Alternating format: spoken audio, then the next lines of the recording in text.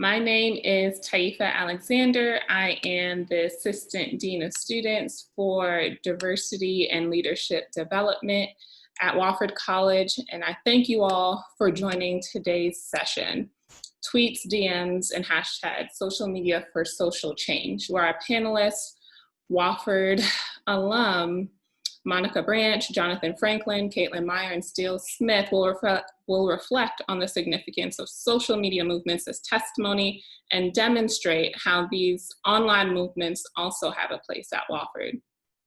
In framing our discussion today, our panelists will answer a series of carefully curated questions. Once we've exhausted all questions, we'll transition to the Q&A portion of the program.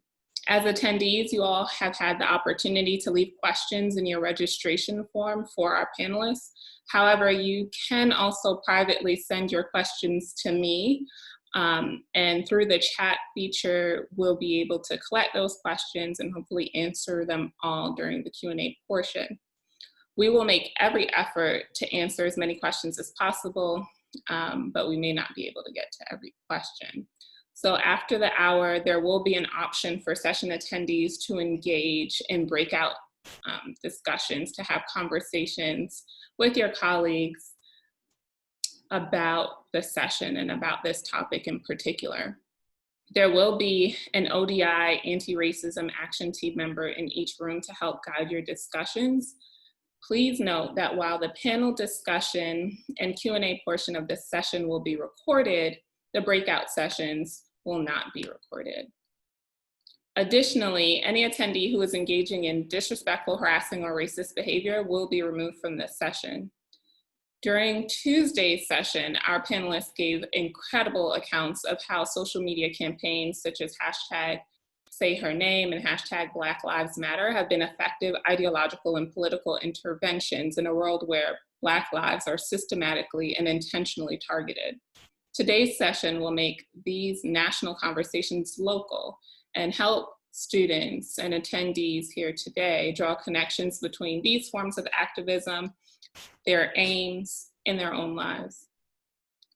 So without further ado, I'd like to introduce our four discussants for today's session. Jonathan Franklin, cum laude graduate of Wofford's class of 2016 and 2018 summa cum laude graduate of Georgetown University with a master's in journalism, is currently a digital multimedia journalist for the CBS affiliate WUSA 9 in Washington, DC.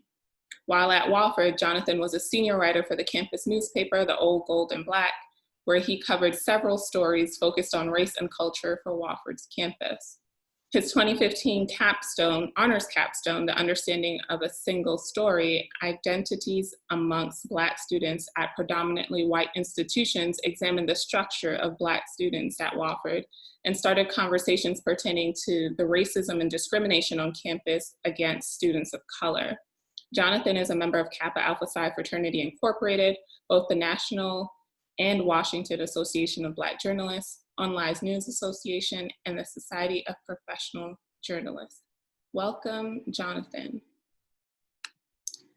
Caitlyn Meyer is a 2020 summa cum laude graduate of Clemson University with a Master's of Higher Education Administration, Counseling, Education, and Student Affairs, and a 2018 graduate of Wofford College. She currently serves as co-chair of Clemson's Action Research Collective, researching the experiences of graduate students of color at predominantly white institutions. While at Wofford, she served as the student liaison for the inaugural Presidential Committee on Diversity and Inclusion, inaugural Black Alumni Association, Bonner Scholar, and Gateway Scholars Counselor. She launched the campus series called hashtag, Wofford Microaggressions, along with the Wofford Code Switching. Her 2018 capstone, Unmasking the Soul Within, theorized a socio-epistemological framework on the historical exclusion, alienation, and commodification of Black students and the Eurocentric academic culture at Wofford. In July 2019, opening her own graphic media business, Piercing Peace Graphic Design Solutions, she provided graphics and media consulting services for the 2019 NFL Pro Draft. Clemson University National Men of Color Summit, and Unite Inc. She is the writer and host of the podcast, The Hierarchy Trap House, featured in the Contemporary College podcast series. Welcome, Caitlyn. Monica Branch is a cum laude graduate of Wofford's class of 2019 with a BA in English, concentration in film and digital media studies, African American studies, and a business minor. She currently serves as a funds control assistant manager and client communications administrator for a private-owned construction company, as well as a summer program coordinator for Oakland Lacrosse Club and head coach for the high school girls team. While at Wofford, she served as a co-captain for the Wofford women's lacrosse team all 3 years. Her capstone for film and digital media studies, titled Can You Hear Me?, explored interracial relationships from the perspective of Black women to highlight the complexities of finding love while navigating white spaces in the Black female body. Monica also produced a topographical testimonial film about Wofford from the perspective of students of color. Welcome, Monica.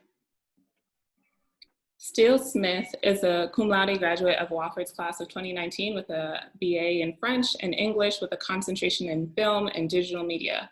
As a young Black filmmaker, Steele desires for his work to have the potential to illuminate ideas and understandings unique to that embodied knowledge and allow audiences an opportunity to witness and learn. Steele is interested in using film as a medium for exploring his observations of his experiences within various communities, as well as the impact that sociocultural perceptions have on the human experience. Photos Dub Friends is a creative platform created by Steele. Originally born out of his desire to connect, collaborate, and create work with friends, the content reflects the bonds that he has created over his lifetime and the energy shared with those moments. Welcome, Steele. So at this time, I'm going to transition to one of our co-moderators, Dr. Kimberly Hall, to ask a few questions of our panelists. Thank you, Dean Alexander, and thank you all so much to our 4 panelists for joining us here today. We're very honored to have you. We're especially grateful that you're willing to share your experience and expertise because all of you participated in forms of testimonial or social media activism during your time at Wofford. Can you briefly describe your projects and what effect you think they had on campus and on you? And how has this form of activism while a student informed your engagement with the current anti-racist movements in social media? And to respond, we can just go in order of the introductions if possible. So Jonathan, Caitlyn, Monica, and then Steele. Yeah, well, first, thank you all for having me on the panel. I really appreciate it.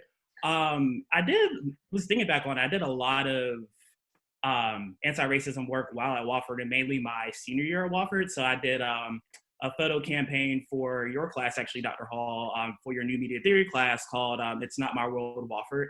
So it was kind of like a pun off of like It's Your World, Wofford, but kind of, did like a little clap back to the whole photo campaign, which highlighted experiences of Black students at Wofford. So mainly like the negative experiences. And at the time, a lot of predominantly white institutions were doing similar campaigns like, It's Not My World Furman, it's, Not My Harvard. So I, decided to do that and highlighted the experiences that Wofford students, particularly Black students on campus, were facing. I also did like my capstone called The Understanding of a Single Story, which focused on Black students at Wofford and kind of delved deeper into a lot of the, racism that was going on like in campus life and Greek life and academics, just even admissions. So kind of did a more of an investigative piece on the systematic approach of like, why our students of color, like I said, Black students are facing this on campus and how can we overcome this as a campus community.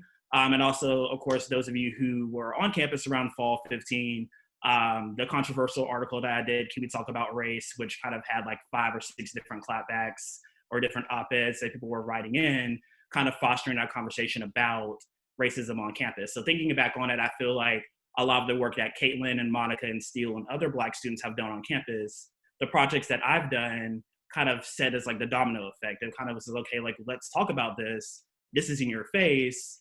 And they're like, oh no, it's not really a big deal. And then now like, Caitlyn's capstone, did work and Steele's work and Monica's work, it kind of was just like, okay, like this is an ongoing issue.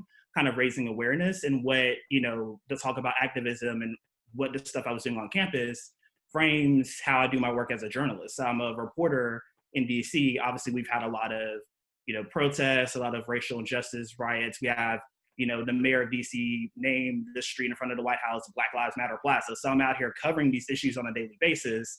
But the work that I did at Wofford kind of framed how I shape my storytelling to allow people to understand that these issues are still of importance, and how can you have those healthy conversations to either foster, a sense of community, or to stop the spread of racism, to further say, how can we bring this to the table to say that these are, morally just effed up problems that are going on in our world.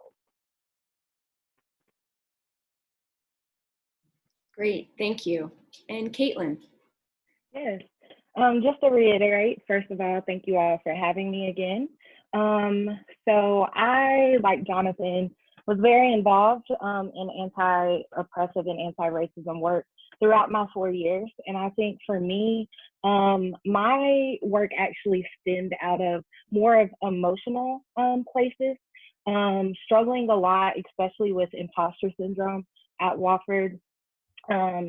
I now recognize that my works have impacted me to do research in non-traditional settings. And I think that a lot of our activism through photo voice, through media campaigns, actually we can tie back to the academic brain, and we don't teach those things.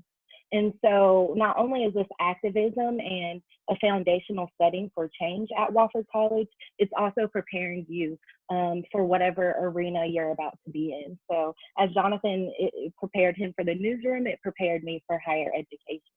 And so again, a lot of my platforms at Wofford, the Wofford code switching, the microaggressions, which included a photo series of individuals to stand in solidarity with the microaggressions that we faced, and also to educate our oppressors at the institution.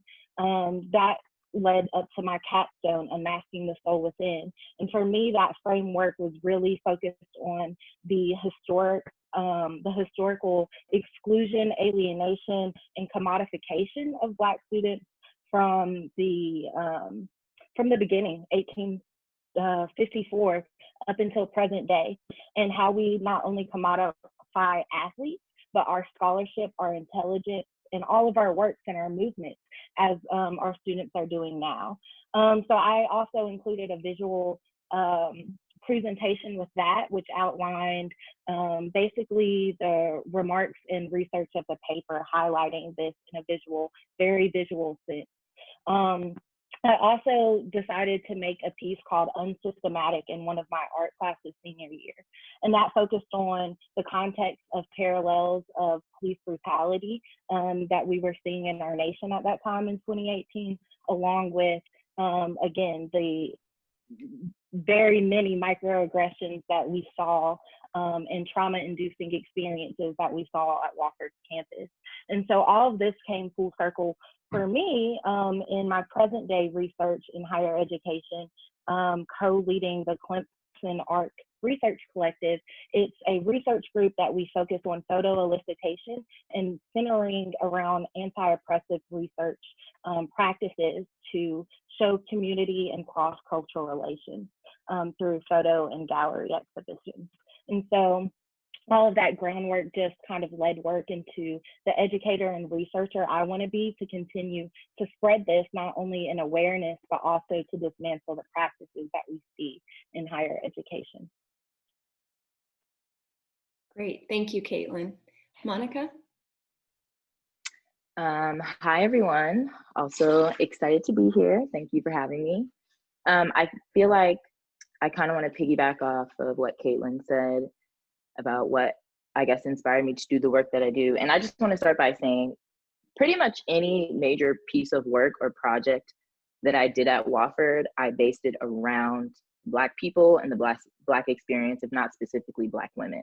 And, you know, I was a transfer student. I'm originally from California, for those of you who don't know. So obviously a very different culture from South Carolina. And I transferred from a school in Maryland, which is also relatively the same, but, you know, just completely different region. So when I came to Wofford with my best friend Joanne, who's also a Black girl, me and her were both on the lacrosse team. It was very, it was nice because we got a lot of information from the other Black students on campus within like the first semester, like basically just putting us on game, like just so you know, like this is how Wofford works, here's the ins and outs, pretty much giving us the pathways on how to navigate safely, but also still be successful, if that makes sense. And the biggest thing that really helped me navigate Wofford was creating the safe spaces between me and other Black women, like specifically me and other Black women. So as I said before, that really encouraged me to produce projects that were really geared around our experiences and how we work the networks to make sure we're getting what we get out of the education system without it, you know, degrading us more than it has to. So I think one of the first major projects I did was a digital media archive project. Me and JoJo actually did an interim class, which is funny because we actually didn't want to be in that interim class, and it ended up being probably one of the best things we could have done together while at Wofford. And we essentially went through all the archives of when Wofford desegregated back in 1964, did more research on the history of that, and created this narrative of how Wofford went through that process. And we built a website which includes, you know, all the letters and statements of people who are super for desegregation, really happy about it, to the very extreme of just like your extreme white supremacist racist blatant comments, right? And that was a really good experience because our project, outside of us both having like really big personalities in class, but that's besides the point, our project really kind of took over the room with both the professors who were helping us and even the other students. And because, you know, we're sitting over here reading, going through all these old papers like, oh my gosh, like, look at this, like, this is such great stuff. And, you know, other people wanted to be like, oh, like, what's this? Like, what is that? And so it was very inviting and inclusive experience, what I think was important, if not just for that class, but, you know, for them to take it outward. And then my other project, which was really significant, was my capstone, Can You Hear Me?, which explained the complexities of interracial relationships between Black and white people, specifically white men and Black women. And it really just dove into the history of why Black women have such a hard time navigating love in just regular space, but especially in white spaces. And, you know, people often look at these relationships like, you know, like, I don't see color, it's fine, love is love. But you really need to understand the trauma, the hundreds of years of trauma that stems from Black women, not just being at the bottom of society, but also being at the bottom of things regarding positivity and love. And so it's just really intricate in how we are even able to navigate that and be successful in finding love in the first place, and why Black love is celebrated, and, you know, why you see Black women like, oh, like, why is that Black king with this white women and all this other stuff. So definitely one of my favorite projects. I love doing that. But yeah, that's pretty much inspired me to stay, I guess, bold in my social media activism. And it made me a lot more confident in the things that I post today and how I'm able to articulate how I'm feeling about things, even though it's still very much on a very social and casual level. I wouldn't say I'm as far into doing the great work that like Caitlyn and Jonathan are doing, on the way, but, you know, we're getting there. But yeah, it's definitely curated my spirit to be a lot more open and a lot more comfortable in talking about these things and posting things, especially in the professional workforce. You know, like, this is my first year post-grad and getting into an industry that I pretty much don't know much about construction. I didn't know I was going to end up there, but, you know, that's okay. And I think it's more important the fact that I'm able to, like, stand tall in my own 2 feet as a Black woman and not people tread over me, despite the fact that I'm new into whatever field I'm entering. Great, thank you, Monica. Steele? Oh, one, thank you guys. Everybody on the panel is so accomplished. I'm just like so honored to be here with you guys. So thank you for your words already. I guess when I talk about my experience and the things that I was doing at Wofford, I guess what really needs to be made clear is a lot of times I was just surviving. I mean, the things that I do, I write, I take photos, and I make films. So that's pretty much like how I articulate my experience a lot of the times. And being at Wofford, I feel like my confidence in my art making only increased as time went on. So like freshman year, I wasn't doing that much. I started making a lot more noise. My sophomore year, I feel like there was a project that I did in Dr. Hall's class that was on neo-tribes. And like at the most basic level, the project was basically analyzing what Black culture looks like on social media and social media spaces, and how we form like smaller groups centered around our own shared experiences. And so looking at that, that kind of coincided with a little photo project that I was also doing. Didn't title it, but my cousin, or yeah, my godbrother goes to Wake Forest, and I visited him, and I just kind of brought together like him and a bunch of other Black male students that knew each other but didn't have the closest bonds. And we just like hung out, and I photographed them. And a lot of those photos ended up going into this Neo Tribes project because these guys knew each other through various associations on campus, but also through social media. And so that kind of started building where I am today. I think that one of the most significant contributions I guess I made at Wofford was writing my article. I think that was my sophomore year, basically on the racial incident that happened on campus between Drew, one of my classmates, and another student on campus.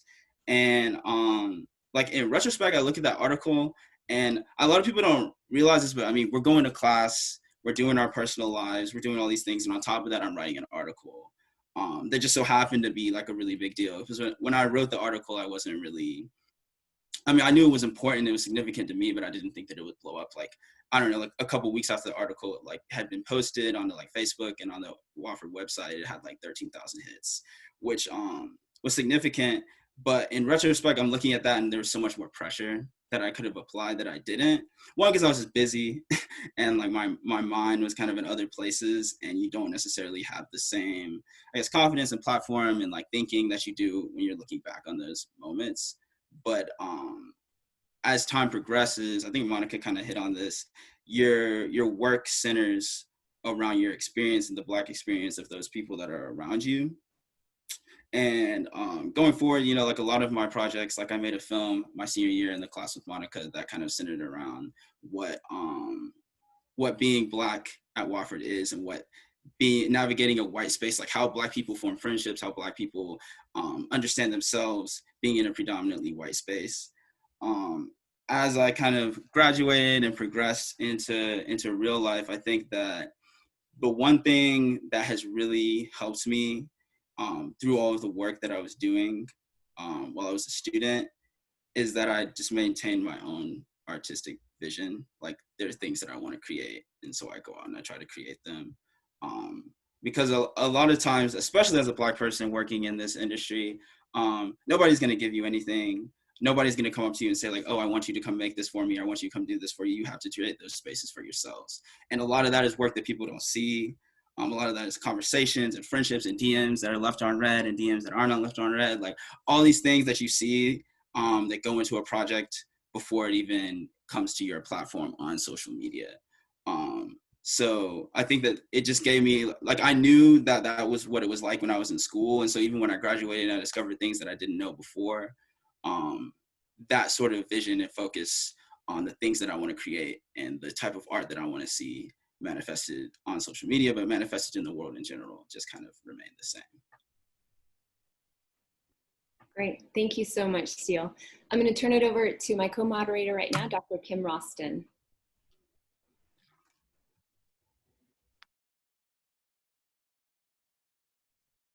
You'd think I'd know by now how to use the Zoom. You all can hear me now? All right, thank you. Thank you for those wonderful commentaries. It's so good to be in a room with the four of you and everyone else too. I want to, I'll start with a question about Black at Wofford, a very courageous, anonymous group of students have created a space for Wofford's Black community on Instagram to share their testimonies of racism, bias, and racial trauma experienced on our campus. Black at Wofford currently, and this is as of last night when I checked, has 2,976 followers on Instagram. They have successfully spotlighted our campus-wide failure to provide safe and welcoming spaces for students of color. And I just want to take a moment again to lovingly uplift these students in their acts of testimony. Yes, they are activists, and yes, it is a form of protest, but it is also, shout out to what you said, Steele, about survival. This is also a mark of very traumatic experiences, if you've been reading. I see their acts of collective witness as an incredibly generous commitment to making our campus better for all students. For me, these students are teaching us, they're teachers, they're teaching peers, they're teaching support staff how to be better. I'm having to do a lot of reflections on my own conduct and actions and involvements on campus, just reading through all of these. And I'm humbled by and grateful for their contribution. I think it's one of the most exciting, important examples of activism and concern for the greater good on our campus today. It's certainly the most important reading I've done this summer, this year. This site seems like what our guest on Tuesday's session, Arjun Sethi, called a last resort. Many of the students' testimonies suggest that when speaking truth to power, or when speaking truth to anyone in person on Wofford's campus, they hit a dead end. So my question then for the four of you, can you comment on Black at Wofford's Instagram witnessing and reflect on any parallels you find with your own experience attempting to make Wofford racially equitable? Can social media make voices heard where traditional forms or traditional channels of protest or testimony cannot? And we'll go in the same order as last time, I think, if that's fine. I will hand it over to you, Jonathan, if you're ready. Wow, so much pressure. When scrolling on the Instagram page, the immediate thought that I had, I was like, wow, like I've been out of college 4.5, almost 5 years, and it's literally the same things that are happening on campus still. Like the same things that I talked about, that I highlighted in my capstone, are some of the same issues that students on campus are still facing. I remember, like, Caitlyn was one of the members of my focus group when I did the student testimonials in my capstone. And this is stuff that she was saying, and other people who are probably in the room in the Zoom call too that I featured, the stuff that they said still sticks with me today, and it's still relevant. It's like literally just like a blueprint. It's like copy, paste. It's literally year after year. And it's crazy because I remember reading one post that said like, oh, I tried to transfer, so many times. And I was like, yes, same, yes, sis. Yeah, like that was literally me.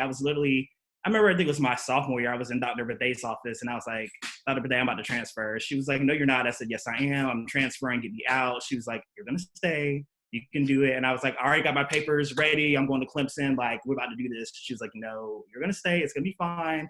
And just hearing from her voice as a Wofford alum really helped me. She's like, if you can survive this journey, like what Steve was saying, you just have to navigate. You're just trying to survive.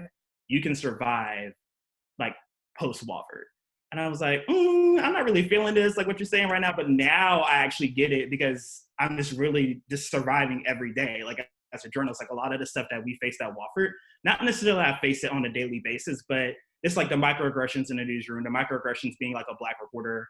A lot of stuff like, I was the president and the founder of the Black Student Alliance, is trying to reintegrate, trying to get campus initiatives happening. It's the same thing that I'm trying to do in the newsroom. Like, hey, like, let's talk about these issues in DC. I don't know if people are familiar with DC. If you go across the Anacostia River in Southeast DC, it's not the most I guess you say, people don't really go over there. It's, you know, people call it the hood, people call it, you know, the not so nice part of DC, but a lot of stories are over there across the river. So what I'm trying to do is I'm trying to like integrate and tell the stories by really just like surviving every day and trying to navigate. So for instance, you know, I don't do all of my daily things in DC. Like I'll go get my hair cut in one part of the DMV area. I'll go and I'll get my car washed and this, because I'm trying to navigate and find those stories, which is what I was trying to do at Wofford. I was trying to navigate and find the stories of students that, you know, oftentimes don't have a voice and not necessarily like, you know, they're afraid to speak out, but they want to express their, you know, their frustration. They want to express their concerns, their, you know, the racism and everything that's happening on campus, just taking that and packaging it and trying to say like, these are the issues that are important. This is what we need to address as a campus community. And I will say like, usually, you know, I pick up my smartphone for work, doing stuff for work, and I'm trying to find hashtags like, okay, you know, like what's going on, what's trending. I will say that social media does play a heavy role when it comes to activism, but you have to use your, I guess, your common sense on how to use those hashtags to play a role in activism. Because people oftentimes, like you said, we have, you know, 1, 2, 3, 4, 5 devices. We're easily like, oh, let's read, like, what are, you know, the push alert saying, what's this saying? But how are you using your tools of technology to have a healthy dialogue and to sort of, you know, grab the attention and the race, like the awareness of race and culture in our society? So it's like, it's sort of, you can use it like it's a blessing, but it's also a curse of like, how can you use your hashtags? How can you use your social media awareness to form the dialogues and form the discussions with not just only Black people, not just only other persons of color, but also like your white counterparts, and how can you address these situations in your workforce or in your, you know, everyday life?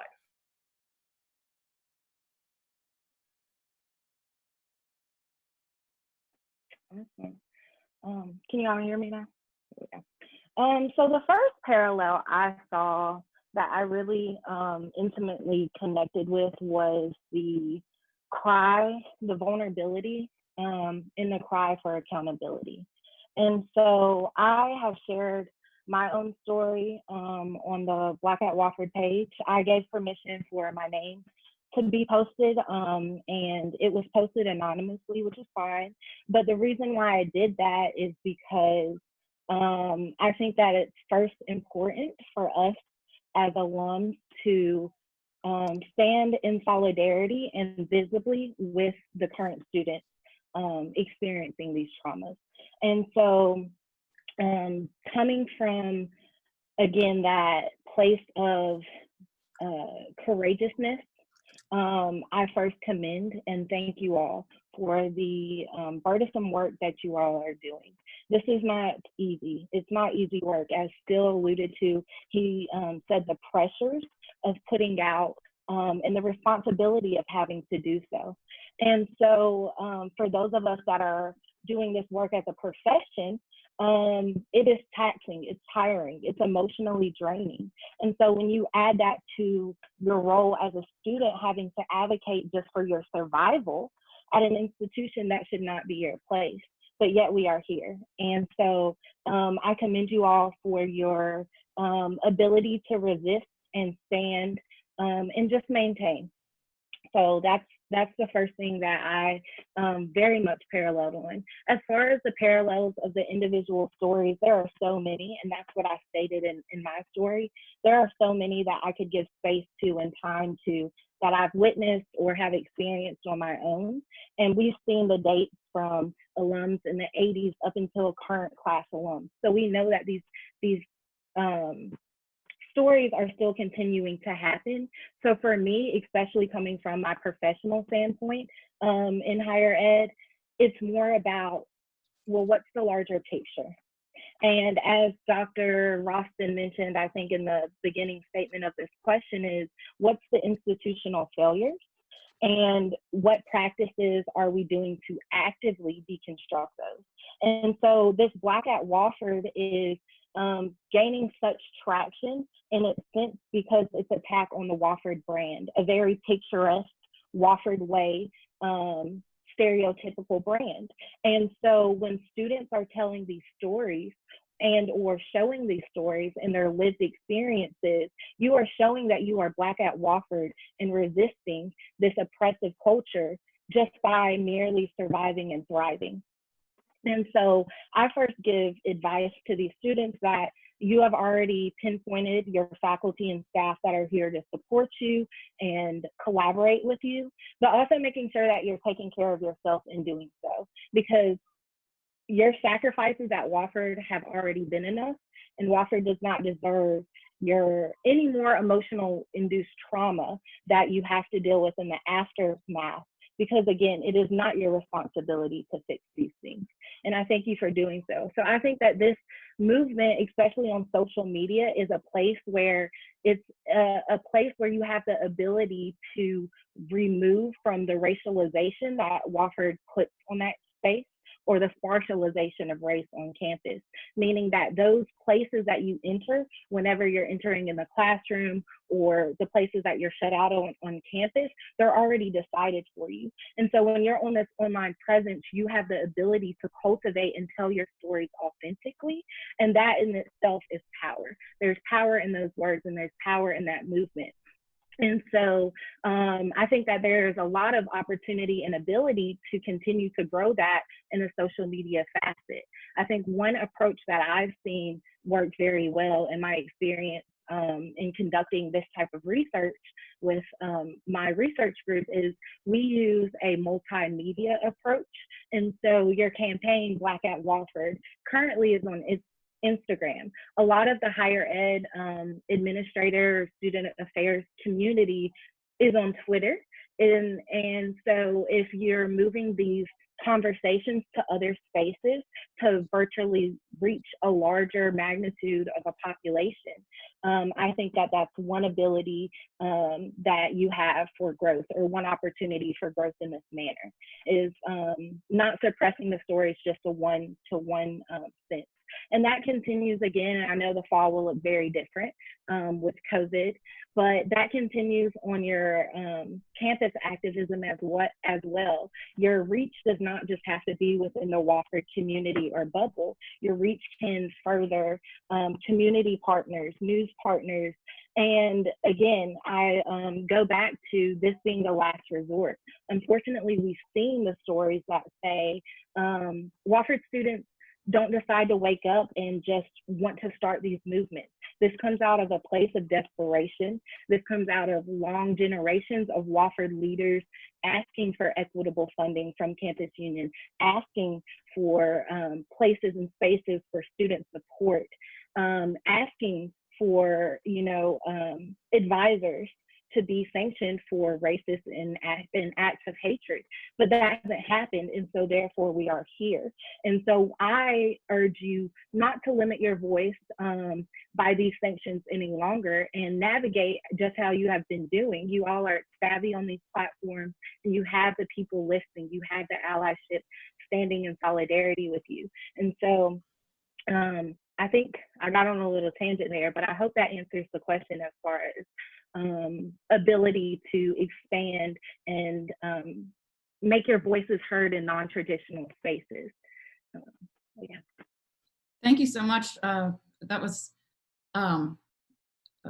fabulous. I tell you what, I'm noticing our time. And I think if Monica does not mind, and if Steele does not mind, we'll move to the next question and you all can answer that one. Is that okay? I'm seeing yes from Steele, Monica. Okay. All right. Yes. And let me find my question. All right. Thank you so much. Here's my question for you. While social media activism has been unquestionably successful in raising awareness and advocating for change, it has also led to some questionable modes of engagement. In a June 15th Medium post, Chantel Ray criticizes, quote, performative allyship. Instances where users circulate humorous memes and include the names of women killed by police violence, such as Breonna Taylor, as a form of activism. Similarly, the Black at Wofford page was recently updated with house rules they posted to guide respondents. And here's these house rules, which I thought were extremely useful, and I want to share them here for you to respond to. To the white students and alumni on this page, we get it. We know you're learning and hearing about the experiences of your peers. Work to actively be anti-racist. Do not continue to be complicit in your actions and daily lives. We also ask that you stop filling our DMs with messages about how sorry you are. This is a space for students of color to express any grievances and experiences that they have had on campus. Take the back seat. You are welcome to share anything you've witnessed or show positive light on any of your peers of color. Take this time to reflect. Go check out the list of demands that our Anti-Racist Coalition has posted. Thank you for listening. What would you recommend as appropriate modes of allyship and activism? What do you wish people would do more of or less of on social media as they work to articulate an anti-racist position? Monica, you got it. Okay. So this is actually one of the things I was really grappling with at the beginning of the BLM, which I'm sure a lot of my Black counterparts were. And that is the discussion of how a lot of anti-racist allyship is internal work. And at the end of the day, it does require true anti-racist allies to look within themselves, figure out the problem, have those discussions with their other white counterparts, and come to conclusions that will be beneficial for like true systematic change, right? Okay, so big picture, you know, white supremacy is a white people's problem. Y'all gotta figure it out in general terms. Where it gets complicated for me is, obviously I've had plenty of my white friends, white allies reach out to me. Hey, I'm thinking of you. Oh, you know, just read this. What do you think of this? Or even just like counter arguments like, oh, well, they're saying this about this. Like, it's kind of anti blah, blah, blah. So I think, you know, everyone's, one, asking for your opinion. Two, in a bigger sense, for anyone that's really trying to learn something new, they're stepping into a new space. So for me, I started working in construction. I'm stepping into a new space. I do not know anything about construction, okay? And you walk in there and you're like, I'm not very comfortable, I'm not very confident, I don't really know what's going on. And whether we like to admit it or not, external validation is one of the best ways to boost our confidence in spaces like that where we're feeling uncomfortable or not as confident, and also motivate us more to continue doing good work or wanting to push more, to learn more, to do the good work, right? So that's where it's been kind of conflicting for me, because especially as a former co-captain for the Wofford women's lacrosse team, it was me, JoJo, we had two other captains who were white, and all the rest of these little babies, my little white girls, okay? And they know this. We have a very good, loving relationship. And for me, it's very easy for them if, they've been reaching out and asking me questions for, the whole 3 years. And especially on topics regarding race and discrimination and all that stuff, they come out, they ask these questions, and I want to help them. I want to answer, and I want to make sure I'm putting them on the right trajectory so they become the best type of white female ally that they can be in the world, because I know how I've influenced them as a Black older role model is going to be so significant to how they're stepping through the rest of their life, right? And so, again, on one hand, I'm getting these texts and I'm getting these calls, and I'm like, oh yeah, of course, like, let me re-articulate this for you more simple way, so it makes more sense. And then, my white ally's like, oh great, like, I'm doing well, let me keep up the good work, But then on the other hand, growing up in PWIs your whole life, you have so many white allies and white counterparts, and you're just bombarded and flooded with people who want your opinion and want your advice and are seeking that validation. And regardless of this situation, that type of work is taxing, and it's hard to just always provide validation for people, even though it's probably going to do more harm than good. So then at the end of the day, it still feels like, while this is internal work, it's still falling back on our shoulders, you know? And that's part of why, I'm losing my train of thought. That's part of why it's been so conflicting for me, because, you know, I'm going like this, like, okay, you know, like, let me help. And then I'm like, oh my gosh, this is too much. Okay, no, keep helping. And I don't know, I think the biggest thing that my anti-racist allies can do right now is, that would make me happy, is consistency. And I'm not saying that as like a projection. Obviously, we all have, I'm sure not everybody is like the most consistent. It's hard to stay consistent with things, especially with new work. But definitely consistency. And I feel like that comes down to, I mean, the same point I keep reiterating, it's internal work.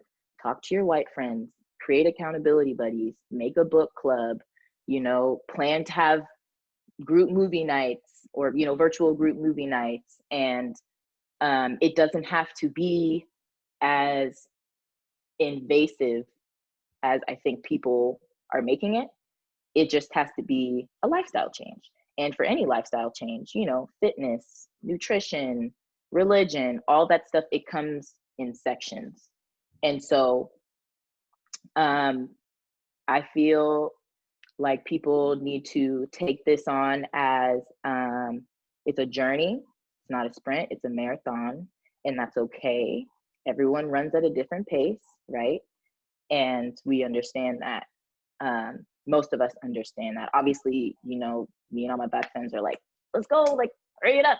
But we know it's not gonna be like that, because that's not realistic. So yeah, definitely consistency. Please stop posting a black square or posting something and then going behind your back and posting the Confederate flag and being happy about Trump and all this, that, and the third, because you're looking really two-faced and it's wishy-washy. And I would rather you just be more direct about the person that you are and your character. And if you're like, you know what, I'm going through this transition, I'm kind of flip-floppy all over the place, then say that, right? Don't come to me about one thing, but then show your face in another way.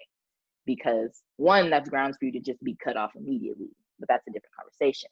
But also, you know, just in terms of your work as a white person, going through your internal work, it's important that you're consistent. It's important you make your own game plan.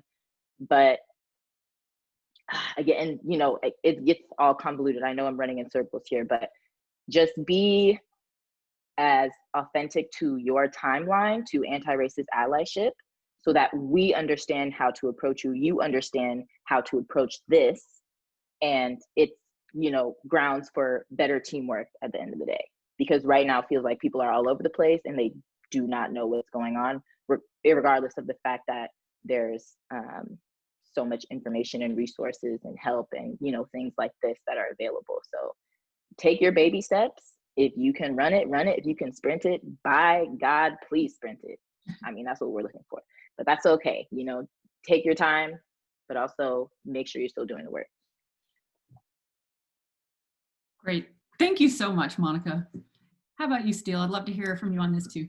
Yeah, so I'm gonna make it quick because I know time is short. So personally, ask yourselves and your peers the questions that you're in my DMs asking me. So you're asking me how I feel about these things. You need to be asking yourself how you feel about these things, asking your white peers how you feel about these things. Second of all, you need to educate yourself on the Black people specifically in this country. You need to educate yourself on the plight of Black people specifically in this country. So like something that I think a lot of white people in general don't understand, other people of color specifically don't understand, is that Black people are at the bottom of the stack, and whatever you want to call it, due to the proliferation of Western capitalism within this hemisphere and within this country.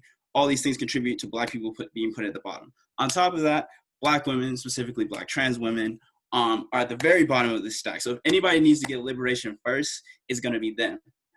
If you're working from that level, everybody above us is going to get theirs. So you want to see patriarchy dismantled. You want to see all of these things destroyed. You want to see changes in the socioeconomic status of people throughout this country, you got to start with the people that are at the bottom, which is Black women, which is Black trans women. Fourth of all, we are being the most reasonable in this movement. A lot of people responding to the Black at Wofford page saying, oh, like this is just like divisive, this is this, that, and the third. This is not at all, because we are dying every day. Like point blank period. Every time we step out, our lives are at risk. Every day that we don't see real physical change, our lives are at risk. So for us to sit up here and have these conversations with you, for us to make these posts, for us to give you these resources, is the most reasonable, because honestly, we could be burning things down. We could be burning things down way more than we are right now. So that's just something that people need to understand. And as Monica said, act accordingly, because educating yourself is the first step to any of this. Because I told Monica this last night, your social media, although everything is filtered, is a reflection of what's going on inside of you. And so if you're doing that work, it's gonna show in what you're posting. I forgot what I just said, but yeah. I mean, I forgot what I was gonna say, but yeah, that was pretty much it. Thank you. I didn't forget. It was great. Y'all speaking truth to power. Thank you so much. I'll hand over to Kimberly for the last question, right? Am I right? Yeah, and I'd love to get like a 1-minute response from each of you, because this question is so important and each of you have touched on it in some way. How do each of you deal with the vulnerability and burnout that comes with this type of work? And what advice would you give to activists at Wofford now about how to deal with their own vulnerability and burnout?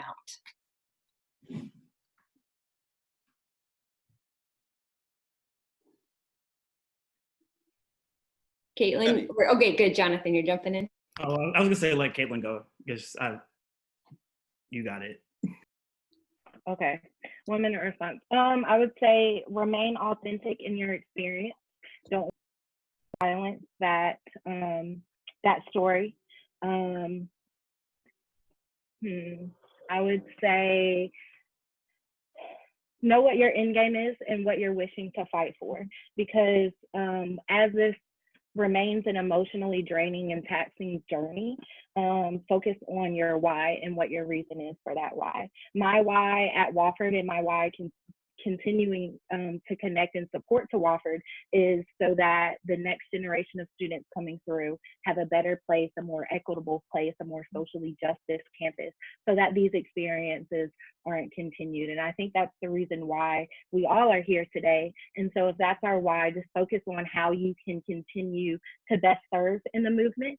We all won't be serving in the same capacities or in the same platforms and forms, but just focus on that why, continue to remain committed to it, but also first and foremost, take care of your mental, emotional, physical, spiritual, all of your well-being. You can't continue to do this work if you are always functioning on an empty tank, a drained battery. You must recharge at some point. So that's my advice. Great, thank you. So my advice would be, so going off what Caitlyn was saying, you know, just take care of your mental health, but also rely on your professors. Like, you know, tap into the resources, tap into the Black Alumni Network, because like we were saying before, like we said in this call, we've all been there. And until we, you know, meet some sort of end goal, or like, you know, fight the fight, we need to rely on each other. So like we all have like this extensive network of like the Wofford community. So rely on, you know, seek out mentors, seek out, you know, other Black professors on campus, or, you know, just other, you know, allies, whether that be like professors or like faculty, staff, etc. Just rely on your extensive community, because not only they can provide other resources, but they can also, like I said, provide support to navigate you through this time. I also would say that, you know, don't allow the white voices to overshadow your fight. So in the terms of like, allow your white counterparts to read the room. So this is a time for you to, you know, share your stories, you know, your concerns, your testimonies, etc. But don't let your white allies try to be the white savior when it comes to allyship. So I would say it's kind of like at least an example of like, you know, with men and women.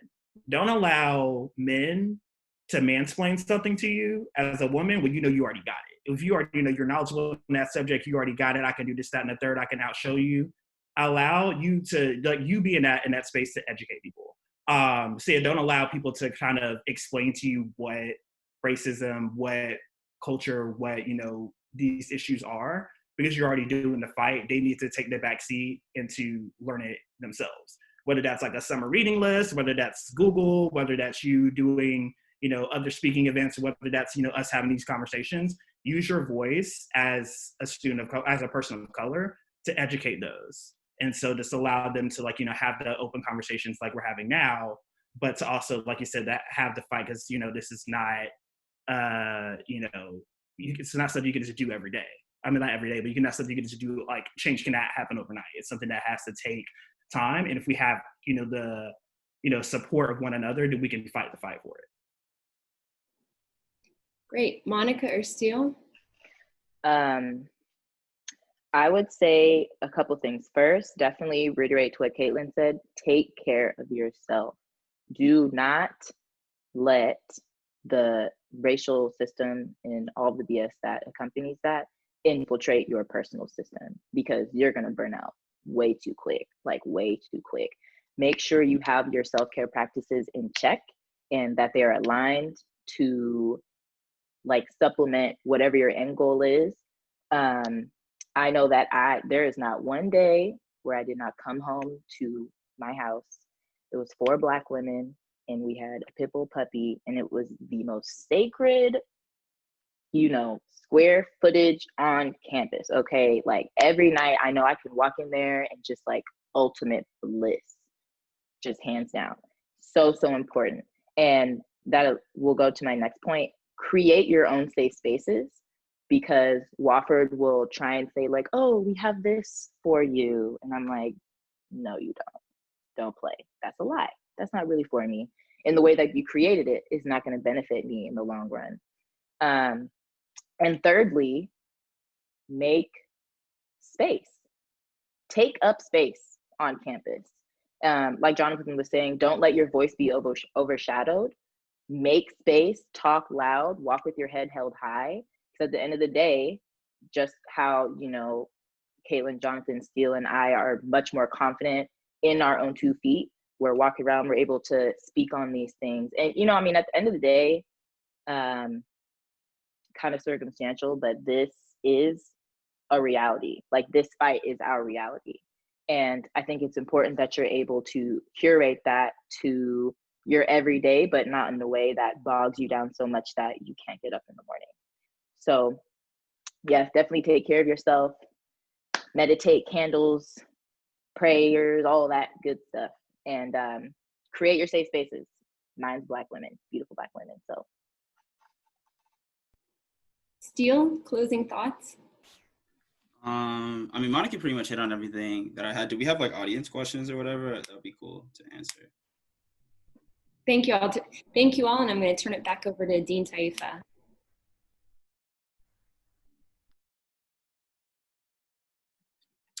Thank you all so very, very much. There are a few questions, and unfortunately, we won't be able to get to all of them. There were some questions that I think could be answered through folks going back and looking at the other sessions that were recorded, and you can find those recordings on Wofford's YouTube channel. So I won't ask those questions. I will ask this one question. What do you all suggest we do moving forward as a school, community, as a campus to make Wofford a better place? How do we deal with and educate faculty with power who have been mentioned on Black at Wofford multiple times? I mean, if you're taking it seriously and you understand the dynamics of racism, you understand that racism is about power. And if these people are allowed to continue to maintain the power that they have given to them by this position, you're saying yes to racism. So, I mean, I know that's not what people want to hear. That's not what people want to deal with. But honestly, some people gonna have to go. And that's just it is what it is. Because ultimately, like, if y'all don't take anything else from this conversation, this movement is requiring radical change of what the world looks like.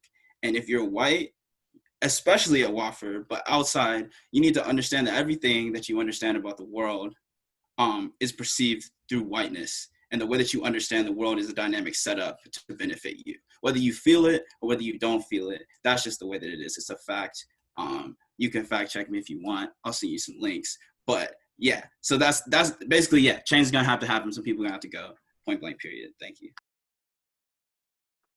Absolutely. Still put it all out there. So one of the greatest tenets of the supremacy is policing Blackness, and that's policing in every livelihood in every form. And so a lot of these faculty members, how do you educate someone's personal morals?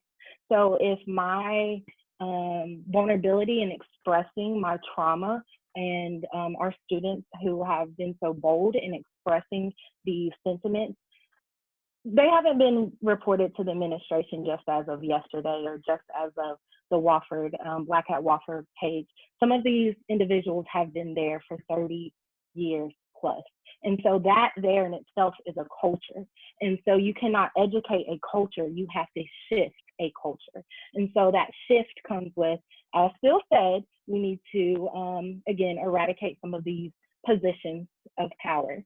And so for that to happen, that has to be a decision that comes from those empowered to do it. And I think that collectively, another form of activism is the resistance in itself.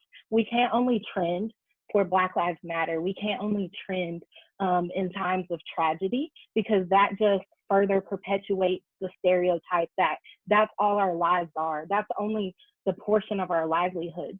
We need to have those hashtag Black Boy Joy, Black Girl Magic, Black Trans Awareness. All of these movements in itself are built upon the expression of we are not faltered to doom, we are not faltered to staying in these traumatic circles or stereotypes or lived experiences. So I think that in itself is a form of resistance to the culture there. But ultimately, it comes down to the fact of you have people, educators, who deliberately choose to take personal vendettas out of hatred for Black students who don't want to see Black scholars. Or else you want to have the stories on Black at Wofford saying, I had to sign my own registration. I had to declare my own major. And so when you have those ideologies upheld by those in the classroom who are supposed to be providing a liberal education, whether you agree with me on every point of opposition or not, you need to disagree with me in respect of humanity, not in disrespect of my social and racial identities. And so in order, again, for that to happen, you have to remove the ideology that continues to uphold that framework. And that's what we see when we hear the notions of, well, we can't hire Black faculty and staff because they're not graduating from the academy at the same rate. Now, that is true. I do caveat that to say there are systematic practices, and again, that faster racial differences, barriers to the academy, but there are plenty of Black and brown scholars I know just graduating with PhDs. And so if that's the reason why we're not hiring them, are we reflective on the reason why they don't want to be at the Wofford culture? Are they reflective on the reason the Wofford culture has had such high turnover in these places and spaces because of the lack of connection to research and current practices to the profession, that make it difficult for those in those positions to enact change that they are very capable of. So I say that to say there's not a single answer, but it has to come from all facets and forms, and it has to start with removing those people from power, just as Phil said. All right, well, thank you both so much. And because we're against time, I'm going to close it out here. I did want to mention that the Old Black and Gold has just posted their article about the Anti-Racism Coalition and the Black at Wofford page, so please give that a read. We'll share some resources in the ODI Anti-Racism Guide. So Steele, Caitlyn, Jonathan, Monica, if you all want to share your capstones with us so we can include that information in there as well for people to access later, that would be great. I did also want to clarify what I said by, I'm not going to ask some of these questions, right? There is, and I want to be extremely clear that there is this concept, as Steele articulated, of racism being connected to power, right? And that's why the whole idea of speaking truth to power, right, is so very important. When individuals are exposed to institutions and systems that contribute to their mental anguish, it's difficult. It's extremely difficult, almost impossible, to seek out resources and assistance from the same system that is perpetuating these problems, that is perpetuating this mental anguish, this racism, this bias, this discrimination. And so I encourage all of you on this call today, if you haven't had the opportunity to go back and review those sessions that we did, Speaking Truth to Power, hashtag Black Lives Matter, hashtag Say Her Name, and also the anti-racist toolkit as well, because I think that a lot of the questions that folks have might be answered through reviewing those resources and also taking a look at the ODI anti-racism guide as well. So I thank you all for coming today. I thank our lovely, lovely panelists. It's been my personal and professional pleasure to meet you all and to learn from you all today. I want to also recognize the members of the ODI Anti-Racism Action Team for their efforts in this work. So Dr. Jim Neighbors, Dr. Renan Liebrick, Dr. Camille Bethay, Dr. Kim Rostan, Dr. Kimberly Hall, Dr. Tasha Smith-Tyus, Professor Jessica Scott-Felder, Ms. Tiara Woney, Mr. James Stutz, and Ms. Nadia Glover. As colleagues, we've committed to hosting these virtual series throughout the summer and look forward to seeing you all again soon.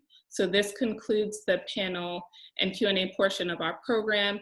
For those of you who indicated you wanted to engage in optional breakout sessions, I'm going to begin that process now. In the breakout rooms, you will have up to 23 minutes to debrief and discuss the session. After your discussion, the ODI Anti-Racism Action Team leader assigned to your room will dismiss you from this session. So thank you all for coming, and I will begin that process now.